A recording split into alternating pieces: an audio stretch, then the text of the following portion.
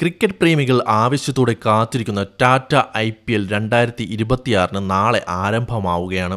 ആദ്യ മത്സരം ഇപ്പോഴത്തെ ചാമ്പ്യന്മാരായ RCBയും സൺറൈസേഴ്സ് ഹൈദരാബാദും തമ്മിൽ ചിന്നസ്വാമി സ്റ്റേഡിയത്തിലാണ് നടക്കുന്നത്. RCB കപ്പ് നിലനിർത്താൻ വേണ്ടിയാണ് ഇത്തവണ ഗ്രൗണ്ടിലേക്ക് ഇറങ്ങുന്നതെങ്കിൽ സൺറൈസേഴ്സ് ഹൈദരാബാദ് 300 എന്ന ടാർഗറ്റ് തികയ്ക്കാൻ കഴിയുമോ എന്ന് ശ്രമിക്കാനാണ് ഇത്തവണ വരുന്നത്. തുടർച്ചയായി ഇതുവരെ കപ്പുകൾ നേടിയത് 2 ടീമുകൾ മാത്രമാണ്, ചെന്നൈയും മുംബൈയും. ആ ലിസ്റ്റിലേക്ക് എത്താനായിരിക്കും RCB ഇത്തവണ ശ്രമിക്കുന്നത്. ഇത്തവണത്തെ ലേലവും ടീമുകളിലെ മാറ്റങ്ങളും ആരാധകരെ പോലും ഞെട്ടിക്കുന്നതായിരുന്നു.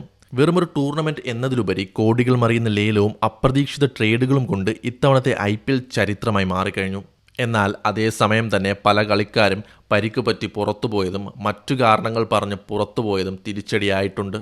ഇത്തവണ നടന്ന ഏറ്റവും വലിയ ട്രേഡാണ് സഞ്ജു സാംസൺ രാജസ്ഥാൻ്റെ പിങ്ക് വിട്ട് ചെന്നൈയുടെ യെല്ലോയിലേക്ക് വന്നത്. വലിയ സ്വീകരണമാണ് സഞ്ജു സാംസണ് ചെന്നൈയിൽ ലഭിച്ചത്. ചെന്നൈയിൽ വന്നതിന് ശേഷമാണ് സഞ്ജു സാംസന്റെ ലോകകപ്പിലെ വൻ തിരിച്ചുവരവ് പ്രകടനം എല്ലാവരും കണ്ടത്. അതിനുശേഷം സഞ്ജുവിൻ്റെ ഹൈപ്പ് ചെന്നൈയിൽ 10 മടങ്ങായി വർദ്ധിച്ചിട്ടുമുണ്ട്. അതേസമയം ചെന്നൈയുടെ വിശ്വസ്തനായിരുന്ന രവീന്ദ്ര ജഡേജ രാജസ്ഥാൻ്റെ പിങ്ക് ജേഴ്സിയിലേക്ക് പോയതാണ് മറ്റൊരു വലിയ ട്രേഡ്. കൂടെ സാം കറനും പോയെങ്കിലും ഇഞ്ചുറി പറ്റിയ സാം കറൻ ഇപ്പോൾ ലീഗിൽ നിന്ന് പുറത്തായിരിക്കുകയാണ്. ഇത് രാജസ്ഥാന് വലിയൊരു തിരിച്ചടിയുമാണ്. ഇത്തവണത്തെ മിനി ലേലത്തിൽ ഏറ്റവും വിലപിടിപ്പുള്ള താരമായി മാറിയത് കാമറൂൺ ഗ്രീനാണ്.